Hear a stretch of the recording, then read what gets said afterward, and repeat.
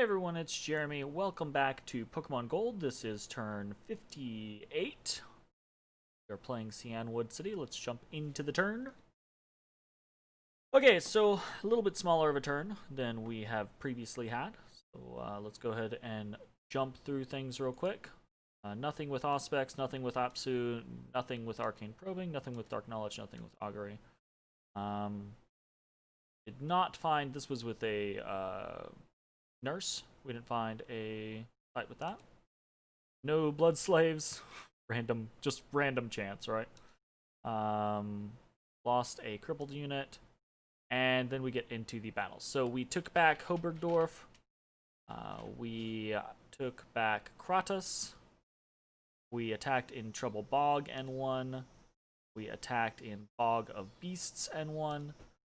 We were attacked in Nifel, lost. Attacked in Hallwoods, lost. Attacked in Windsog Forest, lost. And then we've got some stuff. Okay, so we've got this event again. And I was super suspicious the first time. I was pretty positive the second time.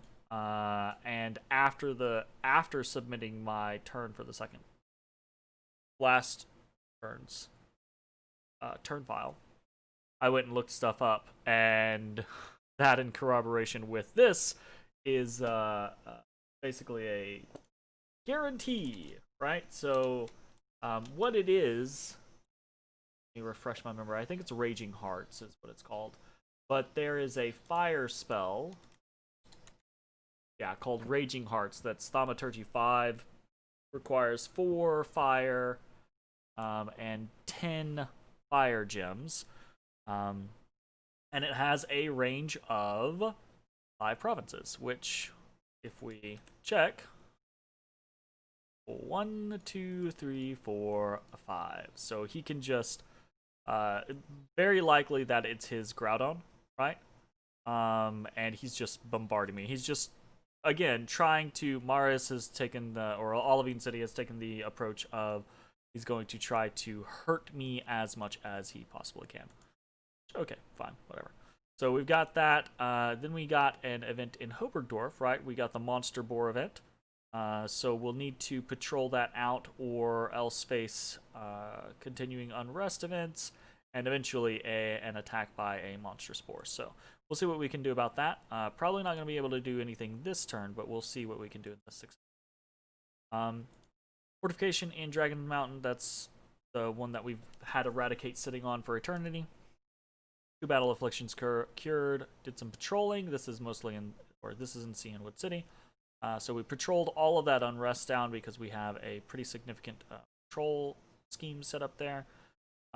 Thank you, Furrets, basically, who patrol the shit out of things.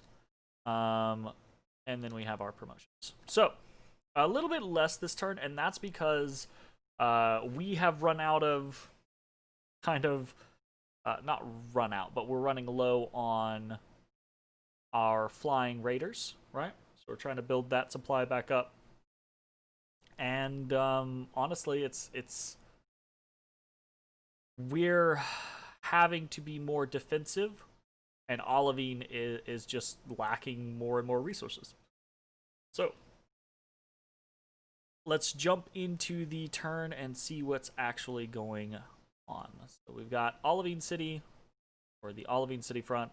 Not a lot actually happening here, truth be told.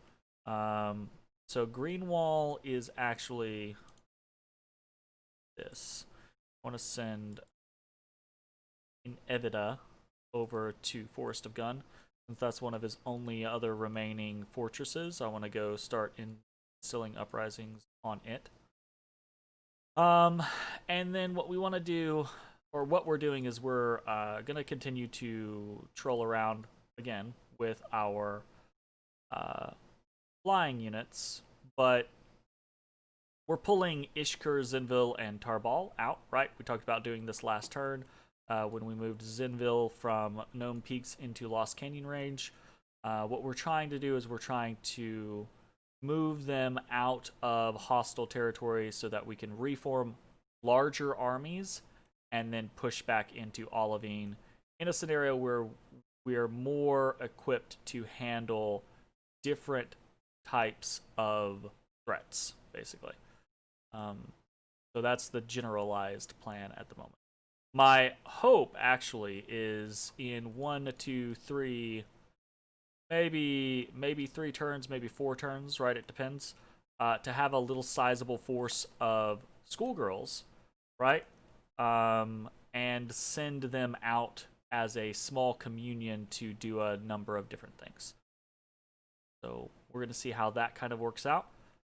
But we're moving Inver Zinville, Ishkur Zinville, and Tarbal all as one unit into the Spires of Ascension. And there's stuff here, right? But I think we can beat it. We've seen this in the past, right? The Machamps do end up killing the schoolgirls and other supporting units, but then they stall on the ethereal Steelix champions. But with Ishkor and Tarbal there, they should be able to handle that, or that's the hope anyways.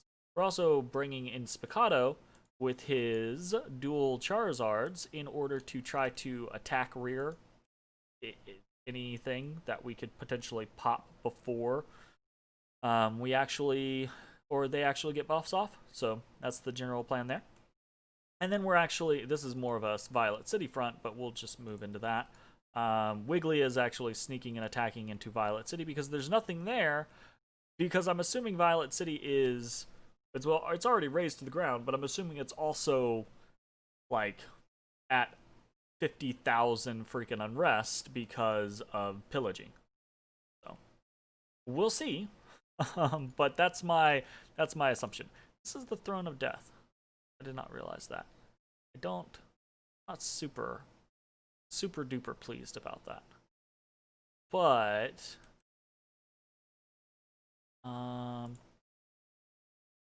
here's the Throne of Life. You know where that one is? Don't know. This is the Throne of the First Age. This is the Throne of Fire. This is the Throne of Death. If this was the Throne of Life, that would be pretty cool. Then we could pair the two. Anyways, so that's the general game plan in the Olivine City, Violet City front. Is we're kind of pulling our forces back. We're continuing to raid here or there, but we're pulling our forces back for the most part. Over in the Saffron City front, we're continuing to patrol there, along with And actually, I wanted to do this because these guys, not all of these guys, are full up. So we're gonna take the ones that aren't fully leveled, and we're gonna level them. Okay. So in Saffron City, we're mostly just patrolling again. We're just trying to keep our recruitment up of Steelix champions. I think the worst. So this war has already turned into an annoyance, right? It's been long. It's been grindy. That's been unfortunate. And now that Olivine City has decided he's lost and he's just going to make it painful for me rather than try to win, that's going to change the tone of the overall war, right? Because possibly the biggest thing that I need to do is I need to make sure that the pain he inflicts is mitigated, right? Because I'm not going to get a lot out of his land. I'm still going to try to conquer it, right? And eventually it'll pay dividends in gems and a little bit of money, etc., right? However, kind of the worst outcome right now would be if I was tabbed out there, is if I lose something like Saffron City, right? If I lose Cyanwood, if I lose Viridian, any of those would be really bad. But losing Saffron City loses me the Steelixes, which is a huge deal, right? Let's be honest. That is a very massive deal. Is if I'm able to keep hold of the Steelixes and eventually bring their full weight to bear, that'll be pretty incredible. So, That still continues to be the plan up in Saffron City. We had kind of like crappy income this turn, so we only had like 600 gold to play around with, because of the basically the targeted hits on Cyanwood City. And it's probably going to be like that for a little while. We're going to have to deal with some of that stuff, but it is what it is. So, not really doing much in Saffron City aside from continuing to recruit Steelixes. We are blood hunting some more because we can't really do anything. Couldn't afford to make a lab. Going back to doing Haruspexes, etc. Moving down to Viridian City again. We're poor. We don't really have much that we can do, so we're just continuing to do the normal things that we have been doing. Try to... Yeah, no. Okay. I sorted out some of the units that we had previously pulled out. And you might notice like we have Rattatas back in here and some Zubats, and that's because as long as we're here training things, we might as well train everything. I would eventually like to move on that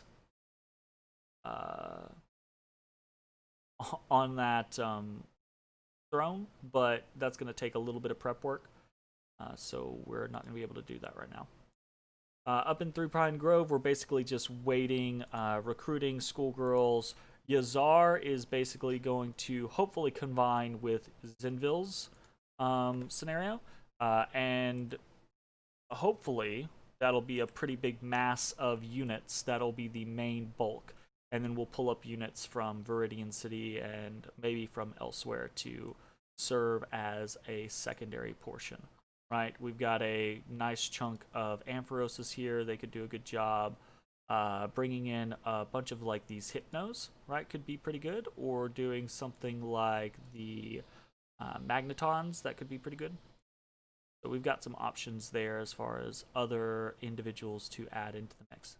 We've got all these blue belts that we've been training forever. So, okay. Into Cyanwood City. So we've got a whole lot of movement, and it's mostly focused in this area, and it's mostly just basic movement, moving, you know, Radan and Robior out to act as kind of like little mini thugs, moving individuals back into Cyanwood to pick up stuff here or there. I'm actually moving Limerick out to Impassable Mountains because he can't make the jump. I didn't realize he wasn't going to be able to make the jump from Trouble Bog or Dathan to Trouble Bog, and that's because his not him, this guy.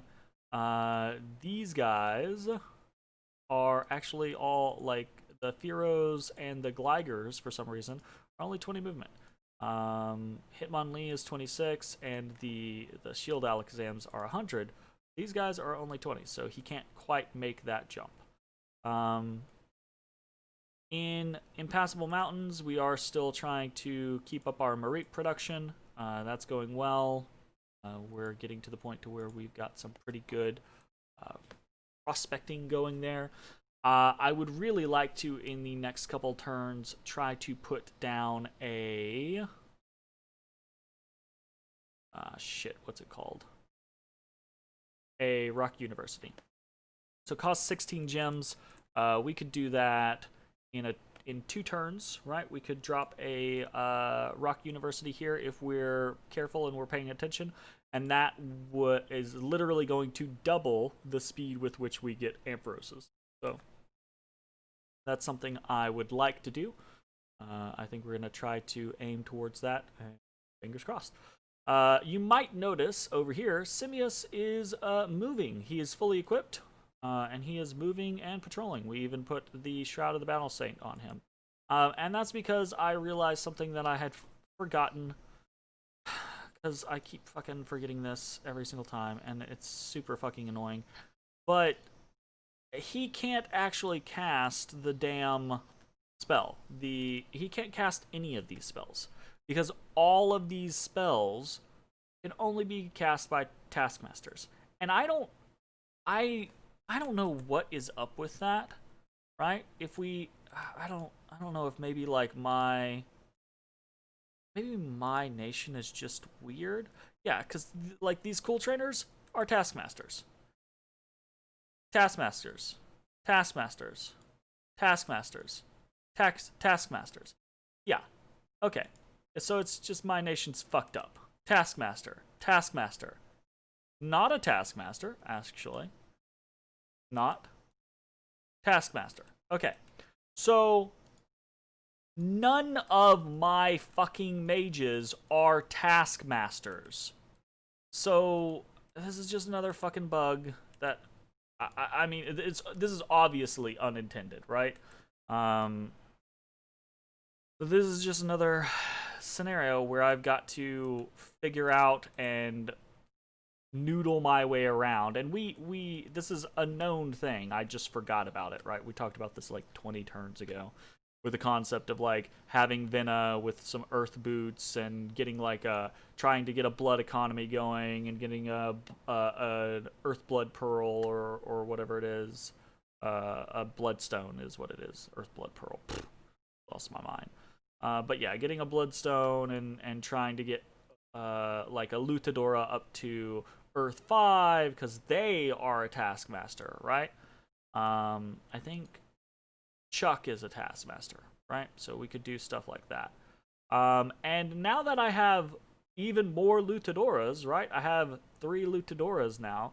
That would be awesome. We'd totally be into that concept. But we're in the same difficulty that we were in previously. Except the difficulty has changed slightly. And that the change there is that forge. We can forge things like staves of elemental mastery now. So obviously we can't do a bloodstone, but we could do things like staves of elemental mastery or a ring of wizardry, right? Ring of wizardry is 80 pearls, which we're planning on making one anyways, right? We're planning on making a ring of wizardry anyways.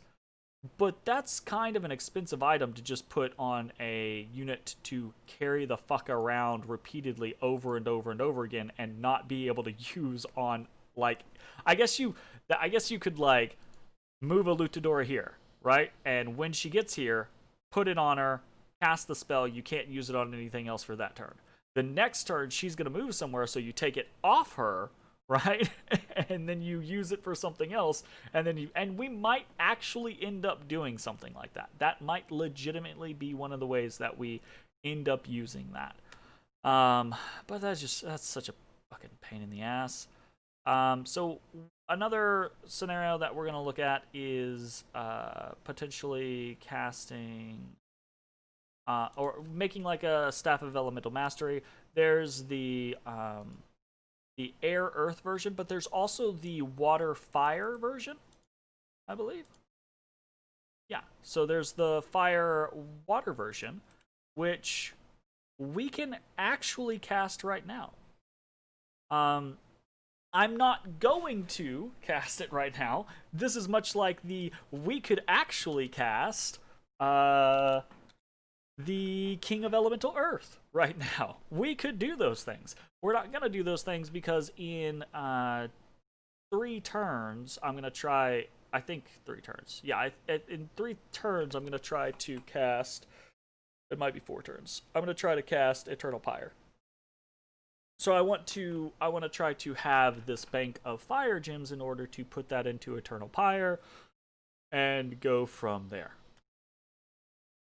That's the general game plan. And the way we're going to do that, right, is we're going to take a Ring of Wizardry, right, that we're going to try to get over the course of the next couple turns and put that on Rex. Suddenly Rex is Fire 6. And then he can dump the fire gems into an Eternal Pyre. Once Eternal Pyre is up, our fire gem income is suddenly significantly higher than it is right now. And then we can use that to blow through a bank of other stuff, right? Burning 25 of our 33 income at that point wouldn't be as big a deal as it would be right now. And I'd love to get, right, I'd love to turn around and be like, okay, time for some Kings of Elemental Earth. But we've got a lot of different, like, things that I would love to process through. And it's going to take us a little bit of time. So, um, we have these options. They are available to us, but we are holding on them right now, and thus Simios is being sent off to war, right? He can't do what I was hoping he could do, so we're gonna send him into war, etc. So we're kind of actually with the Ishkur, Zinvil, Tarbal, and Yazar scenario, and hopefully with a small cadre of schoolgirls, we're gonna add Simios to that mix, and I'm hoping to have kind of like a small death squad. That's gonna be like the right side campaign, and we're gonna try to see how that works out for us. In the meantime, I'm gonna try to build up a concept of this left side campaign, and again, we're gonna try to figure out how we go about dealing with Olivine City. Some last things in Cyanwood City itself. We're doing some great sword of sharpness forging because I've gotten to the point to where I cannot give my black belt goes enough units to actually go raid with. So I'm gonna put together a little goon squad of probably maybe 3 or 4 black belt goes with some at least great swords of sharpness, maybe other stuff. I'm not sure. But if anything else, it's going to be extremely light, right? Not even like, oh, they get a full set of 1 gem gear. I'm saying like they get like one other piece of 1 gem gear maybe. So we'll see how that goes. What else? What else? What else? We've got 6 Eevee summoners now. The 7th one is coming in. We actually got our first.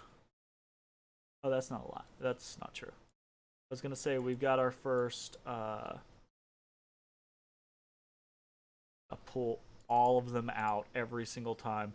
I was gonna say we've got our first Umbreon, but that's not actually true. We've been doing Umbreons, not many, but we have 2 or 3. We did get our first Earth Elemental. So we're gonna have Baratheris produce these for a couple turns, right? Until we figure out something else that we want to do with him specifically. But these guys are 0 cost, like some of the fucking Pokemon should probably be. I'm getting salty over like the freaking massive upkeep. I think the Pokeballs, honestly, just the state that they're in is kind of meh. Because even in my scenario, I'm still putting gems out for them, and I'm getting so much random shit back, and then you got to go through the process of like leveling them all up and everything like that, and I don't know that it has really felt worthwhile in the long run. Especially, and this is kind of like just the state of the game at the moment, right? In 2 specific veins, and that one vein being that half the units that I might want to have are like bugged out, and so they evolve into other shit that is like militia or meteorite guard. It's like, okay, meteorite guard's not bad, but not what I'm going for with the whole Pokemon theme. And then the other thing is it's all fucking useless when trying to deal with rock snakes, so what's the fucking point? So I am not personally having a great time with where the Pokeball scenario is at the moment. But so what else are we doing? Well, we're doing one very specific thing, and that is we're casting Dome of Arcane Warding. So I actually went through all of this. We can actually take a look at it. I went through all of this trying to figure out, okay, what do I do about the Raging Heart spam? Because let's assume he just spent 30 fire gems. Let's assume he has the bank for 2 more castings of that. Is it worth me just eating them? And what's the scenario of him having more than just like 2 castings? What if he has like 5 or 6 more castings of Raging Hearts? That will fuck my capital. So I'm I'm gonna cast. I've looked through a bunch of different things, trying to figure out what can I do to try to stop this. And really, my options aren't great. So I'm gonna cast a Dome of Arcane Warding. I'm putting 20 gems into it. It's gonna last for 10 turns. It has a 50% chance, basically. We can actually look at the spell. Wrong one. Dome of Arcane Warding. So it has a 50% chance of stopping a spell that tries to pass through it. It won't do any damage. It's not like the Fire Dome or the Ice Dome or anything like that. It's not going to harm the mage. But the scenario is it wouldn't matter anyways, because it's coming from his fucking god and his fucking... technically, I don't know that, right? It might not be from his god. But we know his god, he has heat aura, right? So we know his god is like Fire 5, you know? And I looked through the roster for Olivine City, and there's nothing else that even really has fire. So there's the chance that he got something, sure, but that seems very unlikely. So I'm assuming that this is coming from his god, and this is basically just a way for him to say, fuck it, I'm going down, I'm going to burn everything, trying to hurt Cyanwood as much as I can, right? Here's a dump for my fire gems, right? So this, at least, is going to give me 10 turns of somewhat protection, right? Now it's at least a 50-50 on whether he is successful hurting me with those 10 gems, or if he is wasting the 10 gems. So it's not a perfect solution, but it's really the only solution I have at the moment. So this is what we are going for. Okay. And what else are we doing? We're forging another dwarven hammer. When I found out that I couldn't, or when I realized that I couldn't build here, the future fist exploration site, I decided, fuck it, let's make some more hammers. I've been kind of struggling with my hammer usage over the course of the last several turns. I keep wanting to have more hammers, but at first I was like, oh, I'm not going to spend hammers because, or I'm not going to spend earth gems because I'm trying to do Earthblood Deepwell, right? And then Earthblood Deepwell got cast. And then it was like, okay, well, I can't do hammers because I want to have enough for a King of Elemental Earth casting. And it was like, okay, we did the King of Elemental Earth casting. And then it was like, okay, well, I want a hammer, but at the same time, I also would like some more schools, right? In Impassable Mountains, I'd like a university. I'd like a university in Viridian City. I'd like to get a university in Saffron City, right? But I was like, okay, I got to balance that with getting some future fist explorations up. And, as the turns go by and I get more and more of the future fist explorations up, then that'll compensate, and I'll start to have a little bit more to play with, so. But then, we ran into this scenario, and I was like, okay, fine, fuck it. I've been putting off getting another hammer for like a good 10 turns at this point. Screw it, we'll just get another hammer. So we're doing that. And really, we're doing a Robe of the Sea, right? Just to kind of expand our access to water. We only have one of those, and it can be difficult to pass things around in certain situations. The water bracelets are super valuable, but trying to get someone up to like water 4 or water 5, I need more than just a water bracelet, obviously.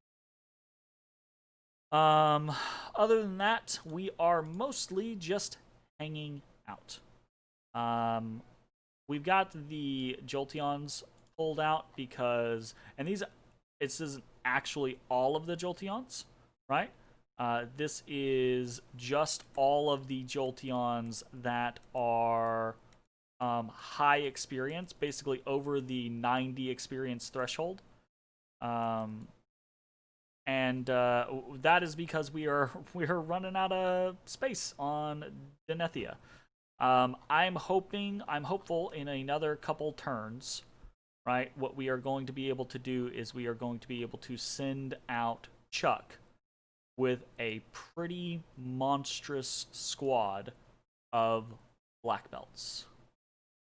And that from there, that black belt squad is going to be supported by things like a decent sized horde of Jolteons, Espeons. Probably going to keep my Vaporeons in reserve because I want my Vaporeons and my Poliwraths for a potential eventual war with Atlantis, right? Um, so, but all the other EVs are fair game. So we're gonna see how that goes. All right, anything else? Yeah, so research-wise, we're gonna be finishing Thaumaturgy 7 next turn, and we're actually running into a situation where I'm pressed for time. I'm pressed for casters. I'm pressed for what I want to use my gems for because I really like. I would love to immediately drop for a Moltres just to fucking try it out and see how it goes. Like I want to get back into that. Oh, this is new and shiny and interesting part of the game where I'm interested in what's going on with the different scenarios. But also, like so many of these fucking spells, all of the quests can only be cast by fucking taskmasters. So, our options are limited to water ones, right? Because we can basically get up to water 5, some fire ones. We could eventually get to the point to where we do some air ones. We can do some earth ones. We basically have no access to astral ones, so no Latios, no Mewtwo, no Mew, right? Because our god is not a taskmaster. And none of the Lutadoras or Lutadors are, etc., etc., right? So this is kind of a fucking weird annoyance. Again, this goes back to that scenario of this is one of the newer nations added to the mod. There's a bunch of tweaks and balances and bugs that have to get worked out, and this is just an in-game kind of like headache. Fortunately, though, we are still going to be able to go for some of these or try for some of them. We might not be able to get any of them because they might already be all gotten, basically. But we're going to try for some of them. It's just going to take us some turns on some of them. Next turn, I'm basically planning on trying for some of these, right? For like Lugia and Kyogre and shit like that, right?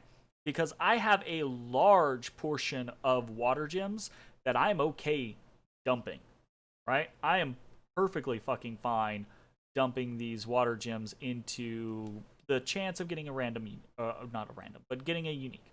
That would be cool. I think that would be really cool. There's a very good chance that these are all gone already. Maybe. Because here's the thing, right? My top competition for this is, you would think, Atlantis. Because he's got the water casters. Except he doesn't. Because they're not taskmasters. So I don't think that Atlantis can cast these at all. And I think it's entirely possible that any of the other nations, right? It's entirely possible that Celadon or Pewter City has branched out into this situation. But I don't know, right? So I'm going to probably take the risk, and we're going to see about that. This is a lot of gems, right? This on its own is Lugia, Kyogre, and Articuno are basically my entire water bank. But it would be really fucking cool to get them, you know? And then I have these fucking big ass monstrous Pokemon to mess around with. That'd be pretty sweet. So we're gonna go for that, and then to kind of top this all off, right? The whole point I was trying to get to is we're gonna go for Thaumaturgy 8. We're gonna try to get up to the rest of these quests, I'm hopeful that eventually, again, in like another 4 turns or so, we're gonna be able to dump a bunch of fire gems into Eternal Pyre, and then do things like try to get King of Elemental Earth, try to get a Moltres, try to get a Inte, try to get a Latias, you know, that type of shit. And I think that would be pretty fun. See how it goes. All right, I think that is probably actually it for the turn. Our treasury is pretty put together for the moment. And this turn's kind of, honestly, probably a little bit of a boring turn. But we're moving towards things. So we will see how it goes. Alright, that's going to be it for the turn. I'll see you all next time. Peace.